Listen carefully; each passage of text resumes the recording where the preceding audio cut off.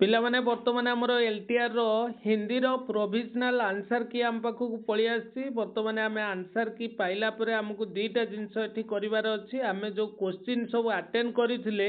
ताकू वर्तमान आम मेलई दबा मेलई देला परे आमे जानिबा जे हमर जोटा ठीक अछि ताकू राइट करबा जोटा रॉन्ग अछि ताकू भूल मध्यम कर दबा जदि हमको कोनोसी क्वेश्चन ऊपर डाउट लागुची जे ए क्वेश्चन दा आमे जो क्वेश्चन आंसर राइट करिसंती सेटा रॉन्ग हे जाइछि आंसर की प्रोविजनल आंसर की रे आमे ताकू चैलेंज करि परिबा पिला माने केते तारीख पर्यंत ए चैलेंज ता करि परिबा सेटा मुख्य जिंस आपण माने लागुची आपण माने करिथिबा क्वेश्चन ठीक अछि किंतु प्रोविजनल आंसर की रे सेटा आसीची रॉन्ग आसी ताले पिला माने आपण कोन करिवे एटी चैलेंज करिवे सेटा केते तारीख पर्यंत अछि पिला माने 25/12/2025 सुधा आपण चैलेंज करि परिबे मात्र आपण को हाथ रे कहबा गले 3 रु 4 दिन समय अछि पिला माने बुझी परले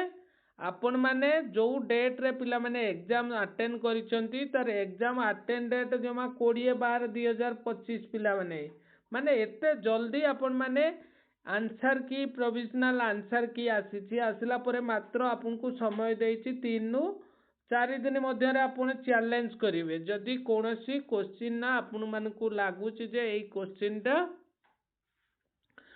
ठीक अच्छी आपन को कोनोसी प्रूफ माध्यम रे कोनोसी बुक माध्यम रे कि जे कोनोसी आपण ग्रामर जो बुक गुडा रही से माध्यम रे कि कोनोसी बुक माध्यम रे आपन को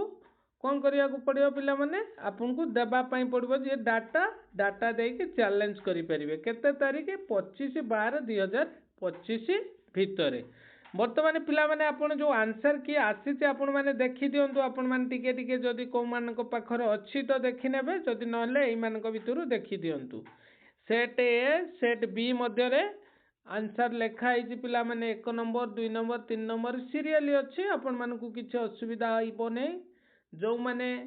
सेट ए पाइछंती से माने मध्य देखियंतु जो माने सेट बी पाइछंती से माने मध्य देखंतु आपण मेलैबे मेलैला परे जदि कोनोसी क्वेश्चन डाउट पिला माने आपनकर आसिला ए क्वेश्चन आंसर बी होबा कथा सी हेइछि से जगह रे आपण चैलेंज करिवे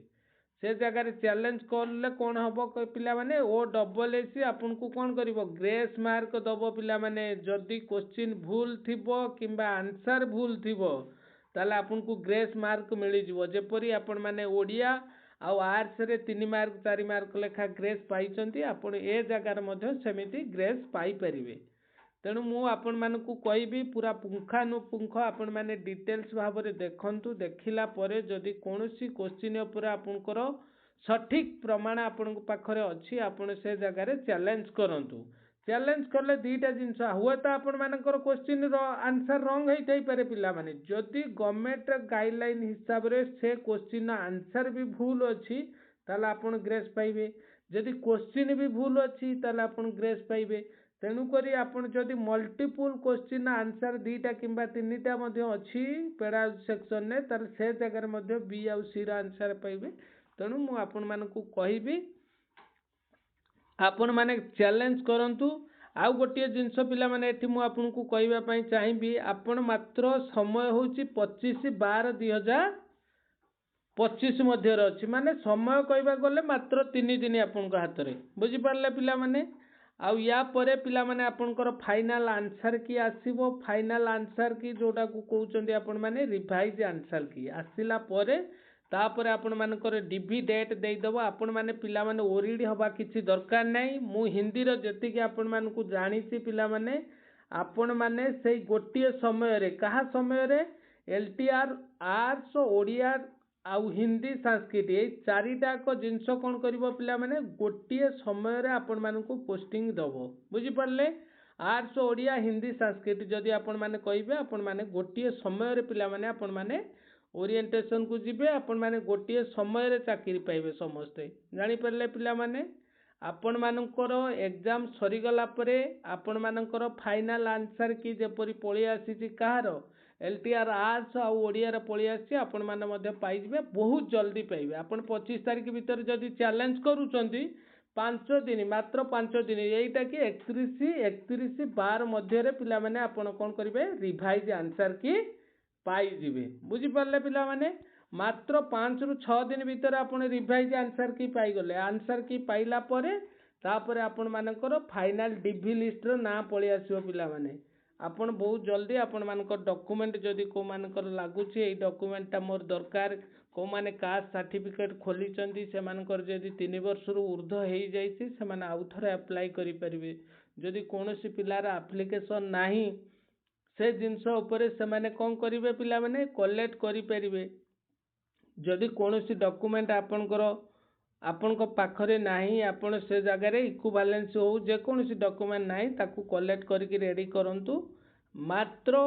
5 ରୁ 7 ଦିନ ଭିତରେ ଆପଣ ଫାଇନାଲ ଆନ୍ସର କି ପାଇବା ସହିତ 10 ତାରିଖ ସୁଦ୍ଧା 10/1/2026 ଯୋଉଟାକି ନବବର୍ଷରେ ଆପଣ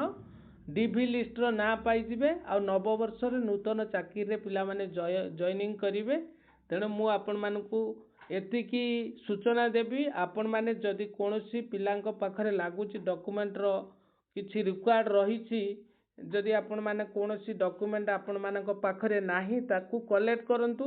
ଆଉ ଯେଉଁମାନଙ୍କର ବେସିକାଲି ପିଲାମାନେ ବାହାର ବିଇଡ଼ି ରହିଛି ସେମାନଙ୍କୁ ଗୋଟିଏ କଥା କହିବି, ସେମାନେ ଆପ୍ଲିକେସନ୍ ଏନସିଟି ଆପଣମାନେ ଆପ୍ଲିକେସନ୍ ଏନସିଟି ଇକ୍ୱିଭାଲେନ୍ସ ଏଇ ସବୁ ଜିନିଷ ପିଲାମାନେ ପୁରା ରେଡ଼ି କରନ୍ତୁ। ଆଜିଠୁ ଲାଗିକି ରେଡ଼ି କରନ୍ତୁ, ସେମାନେ ନହେଲେ ଅସୁବିଧାରେ ପଡ଼ିପାରନ୍ତି ହେଲା।